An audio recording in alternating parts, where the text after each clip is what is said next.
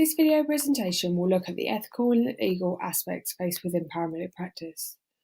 Two relevant theories, deontology and principalism, will be analysed firstly in this presentation.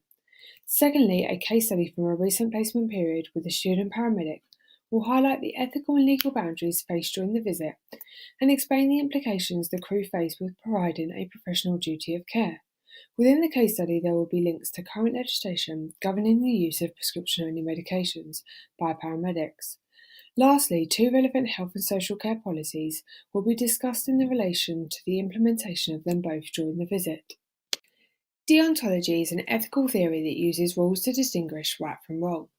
It's often associated with Immanuel Kant, who believed that ethical actions follow the universal moral laws such as do not lie, do not steal, and do not cheat. The theory is easy to apply as it simply requires people to follow the rules and complete their duties.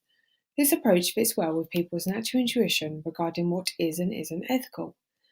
By implementing the theory into paramedic practice, it ensures clinicians act only on evidence-based policies and procedures. However, simply following the rules may mean the clinician disregard common sense and intuition in favour of following the strict rules and regulations. Principalism, coined by Tom Beauchamp and James Childress, suggests there are four main principles that make up the theory. Firstly is autonomy, stemming from the Greek word self, meaning personal independence, self-direction and self-sufficiency. The second principle is beneficence, which is the idea of doing good for all always. Thirdly is non-maleficence, meaning to do no harm to anyone. And lastly is justice, where we act fairly in the decision-making process for our patients.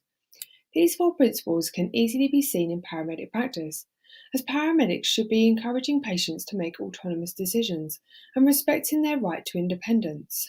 One of the main expectations from a paramedic is to help them and to do good for them, aiming to always maximise the benefits to patients and protect them from harm. Conjunctively, paramedics should be working harmoniously with patients and share the decisions made regarding the patient's care pathway. To demonstrate how these two theories can be related to paramedic practice, a case study will be discussed. On a recent placement period, a crew were dispatched to a 75-year-old male who was a known frequent faller. He'd been on the floor for around 2 to 3 hours. On arrival, the patient was on the floor complaining of head pain. Due to the patient having head pain scoring 8 out of 10, the patient was offered analgesia and he accepted. The paramedic administered 1 gram of intravenous paracetamol as per JR-CALC guidelines, as morphine sulfate was contraindicated. IV paracetamol is a prescription-only medication for paramedics given under the Medicines Act 1968, Schedule 17 to the Human Medicines Regulation 2012. According to the NICE Quality Statement 2, any patient who is on an anticoagulant drug who sustains a head injury must be taken to A&E for a CT scan. The 2007 Standards of Proficiency states that paramedics must be able to make decisions that are the most appropriate for the patient, calling on their knowledge, self-awareness and experience. Using HCPC standards and NICE guidelines, it was decided that the patient would benefit from further assessments at a local A&E, and from here the patient declined any further treatment. HCPC Standards of Conduct, Performance and Ethics outlines how registrants should behave and what the public should expect to see from them. Section 1.4 states that clinicians should always have consent from the patient before providing any care and offering treatment. The ambulance service has a duty of care to all its patients.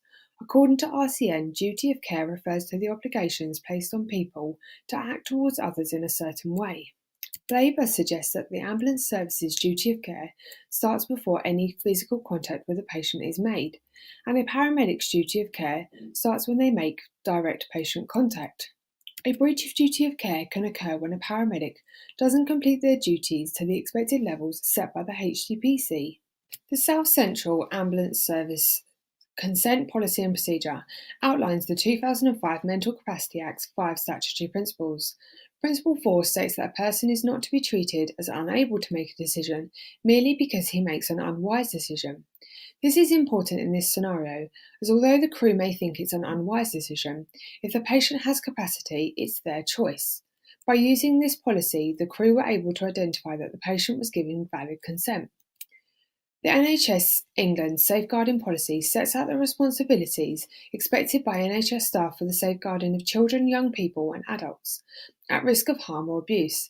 In this scenario, the patient was self-neglecting his medical needs and refused to see his GP.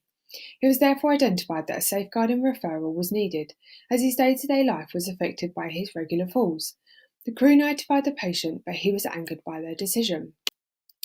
By forcing the patient to accept treatment, it would have adopted the deontology theory, as the paramedic was simply following the rules suggested by NICE. This could have been counterproductive because despite the information that had been provided, the patient refused treatment, and by forcing him, it would have resulted in the crew acting unlawfully. Instead, the paramedic adopted the principalism theory, as the paramedic respected the patient's autonomous decision of refusal of treatment, despite it stopping them from providing a duty of care, showing that the four principles were used harmoniously. The relevance of deontology and principalism theories being used within paramedic practice is completely dependent on each individual case.